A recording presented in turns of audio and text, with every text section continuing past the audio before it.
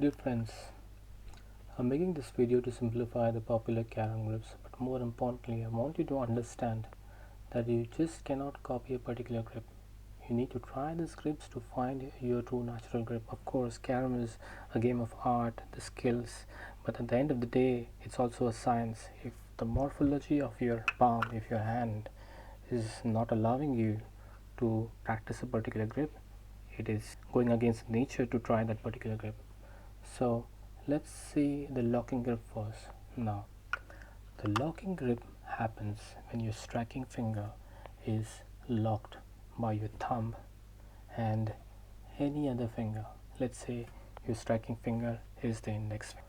This index finger can be locked by your thumb and your little finger, or ring finger, or your middle finger. Okay, there are three different types. Let's take the first possibility, in which you are locking your index finger with your little finger.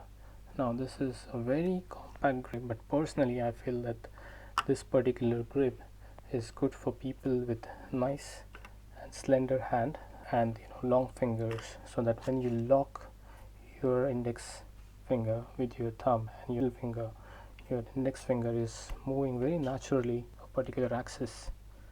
For me, my hand is a bit rigid, so when I'm trying to lock my index finger with the thumb and my little finger, you can see I'm trying to take a lot of effort to move this index finger and lock it with the little finger. So this is not my natural grip, but of course if I take some, I'm able to do it. Champions, they even use these fingers which are free to make this grip even more compact, have some more contact.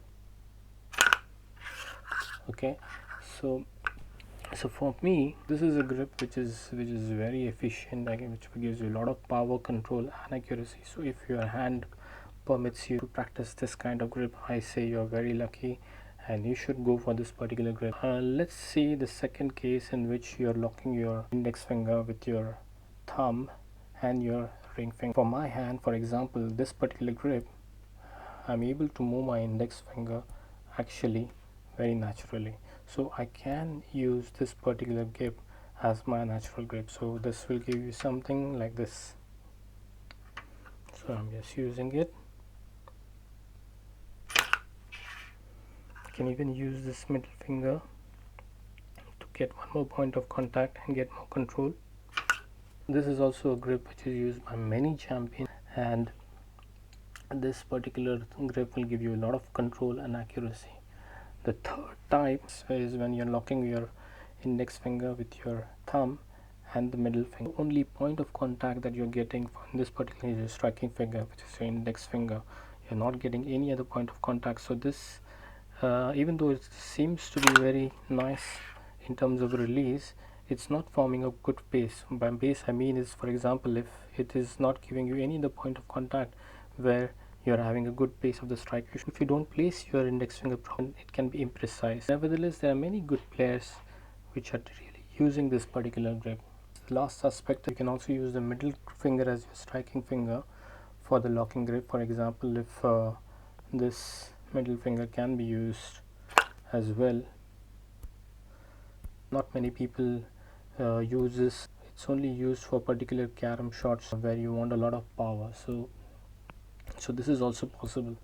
Next I will speak about the grip which people call it the natural grip, but from my angle I call it the common grip, which is just using the striking finger with the thumb. And for example, I use it in this way, and I also use my other finger to make it more compact, and just use. The majority of the players in the world are using this particular grip. Even there have been many champions who have used this particular grip, and it is still widely used. The only problem sometimes with the locking grip, you can get a lot of power, but with this grip you might not be able to get that much power.